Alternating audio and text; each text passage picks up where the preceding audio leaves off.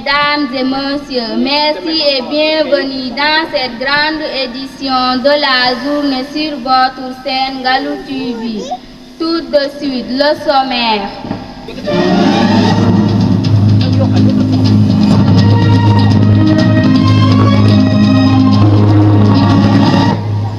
Démarrage en ce dimanche 6 octobre 2024. La cérémonie de don de fourniture, un événement qui regroupe l'ensemble des autorités locales, religieuses et coutumières, ainsi toute la population dessadoise. Nous y reviendrons dans quelques instants en direct avec Aliouka. Ainsi, votre focus du jour s'intéresse à l'immigration clandestine. Vous aurez plus de détails avec Ablaïka. Par ailleurs, la seconde partie de ce journal, vous aurez l'égalité éducative avec Bokar Diallo.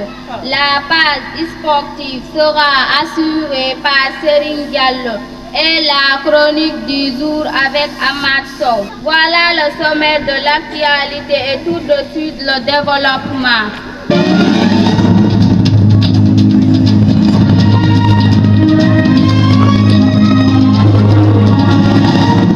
Je vous le disais en titre, la cérémonie de don de fourniture se tient actuellement à la place publique de Cœur des Sadio.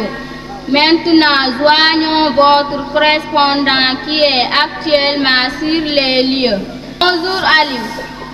Quelles sont les nouvelles du côté de Cœur des Sadio?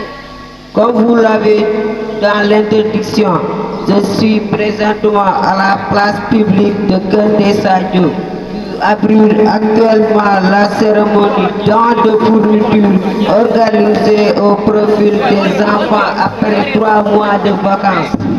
Tout d'abord, nous avons commencé par la mise en place des invités et des autorités conviés à cette fête. Ensuite, nous avons assisté à l'hymne national suivi des prières religieuses. Maintenant, nous en sommes au journal sur la scène proximité Galou TV. Tout juste après le jour, nous revenons largement sur la fête. Je vous rends l'antenne. Merci beaucoup Ali. Nous y reviendrons dans quelques instants. De nos jours, l'immigration clandestine est un fléau très répandu dans nos contrées. Écoutons le reportage signé par Ablaïka. Le phénomène de l'immigration clandestine est l'une des principaux sources de mortalité au Sénégal. En effet, face au chômage récurrent, nos jeunes braves et mariés sous le fameux slogan Barça, Wallah Barça, défiant ainsi la mort. Cette tendance est provoquée surtout aggravée par le fait que la société sénégalaise, les modes sont beaucoup plus respectés et mieux traités dans la famille que les autres membres. Dès lors, le gouvernement sénégalais devrait adopter une approche plus globale dans la lutte contre ce fléau.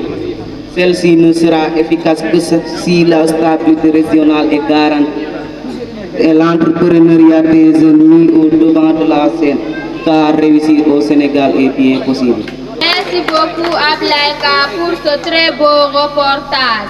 Maintenant, nous voilà la seconde partie de ce journal où nous accueillons Bokar Diallo pour l'actualité éducative et Serine Diallo pour le page sportif.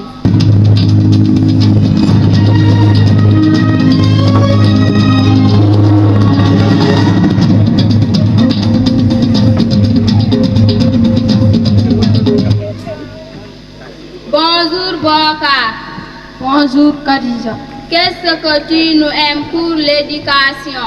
Dans le volet éducation de notre actualité, intéressé à l'ouverture des classes qui est déjà effectuée par le personnel administratif le jeudi passé. Ainsi, les élèves devront rejoindre les classes demain lundi 7 octobre 2024. Par ailleurs, la journée s'étale sur une école lancée par le président de la République permettra de respecter le slogan Ubbi Tay Jàng Tay. Sur ce, le mouvement Servir ma communauté vient au sauver des populations en organisant cette journée. Don de fournitures pour alléger les dépenses de la rentrée sanitaire pour l'éducation. Bonne année scolaire.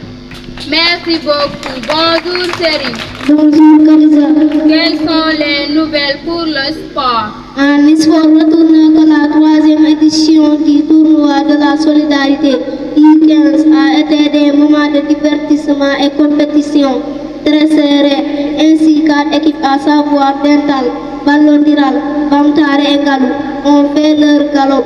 Ils ont joué dans le fair play et la discipline prévue aujourd'hui opposera l'équipe Dental à l'équipe Ballondiral. Les organisateurs du tournoi remercient tous les participants et les donnent rendez-vous l'année prochaine.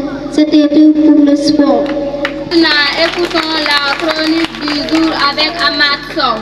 Depuis que l'Internet existe, le quotidien ne se limite plus au réel. L'homme moderne vit aussi dans le virtuel.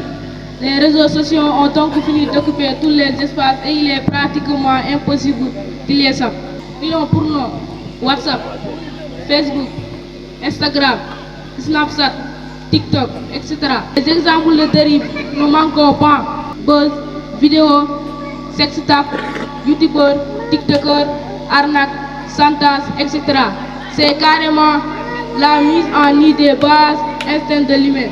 Les conséquences